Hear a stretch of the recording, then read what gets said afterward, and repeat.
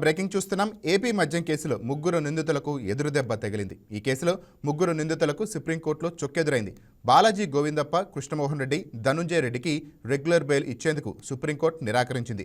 Regular bail కోసం trial కోర్టుకు వెళ్లాలని సిజేఐ ధర్మాసనం తెలిపింది. ఇందుకోసం వారికి 4 వారాల గడువు ఇస్తున్నట్లు తెలిపింది. ముగ్గురు నిందితులు ఇప్పటికే డిఫాల్ట్ బెయిల్పై ఉన్నట్లు ప్రభుత్వ న్యాయవాదులు కోర్టుకు తెలిపారు. రెగ్యులర్ బెయిల్ కోసం నిబంధనలు అనుసరించాల్సిందేనని సుప్రీంకోర్టు తేల్చి చెప్పింది.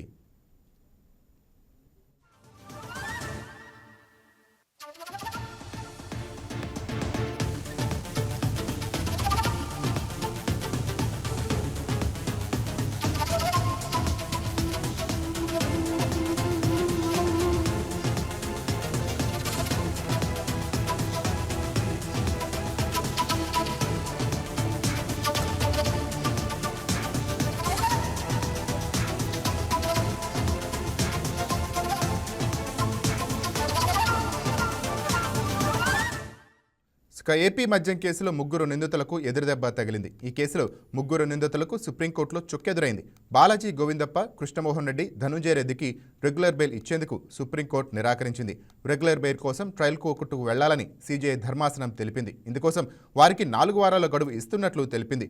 ముగ్గురు నిందితులు ఇప్పటికే డిఫాల్ట్ బెయిల్పై ఉన్నట్లు ప్రభుత్వ న్యాయవాదులు కోర్టుకు తెలిపారు. రెగ్యులర్ బెయిల్ కోసం నిబంధనలు అనుసరించాల్సిందేనని సుప్రీంకోర్టు తేల్చి చెప్పింది.